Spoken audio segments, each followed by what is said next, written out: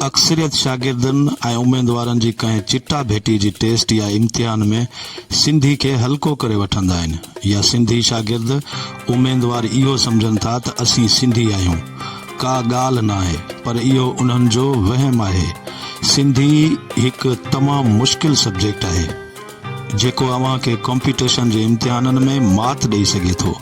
इन लाइ अॼु खां ई इन ते भरपूर तवजो ॾियण जी कोशिश करियो ऐं ॾिसंदा रहो ही चैनल, जंहिंमें सिंधी अदब जी तारीख़ ऐं मुख़्तसर नोट्स ॾिनल आहिनि जेके अव्हां जे लाइ लाभाइता साबित थींदा।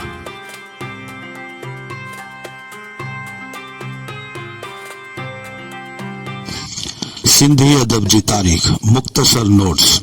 अरबन जो सिंध में दौर 711 ईस्वी खां 1050 ताईं रहियो।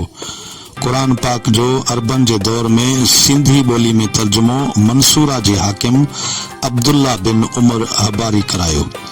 सिंध बाबति पहिरियों किताब फतहनामा उर्फ चचनामा, जेको असल में अरबन जे दौर में मिनहाजुद्दीन वल मलक जे नाले सां मिले थो।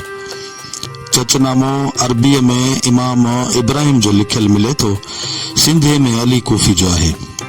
सूमरन जे दौर में सिंध जो क्लासिकी अदब सरचो। सिंध जा रोमानवी दास्तान सूमरन जे दौर में सरचा। सूमरन जे दौर में गाहूं चयूं वयूं। गाहुनि जा वॾा शाइर समंग चारण ऐं भागू भान आहिनि। पीर पिथू बखर जा रिज़वी सैयद ऐं इस्माइली मुबलिग सूमरन जे दौर जा हुआ।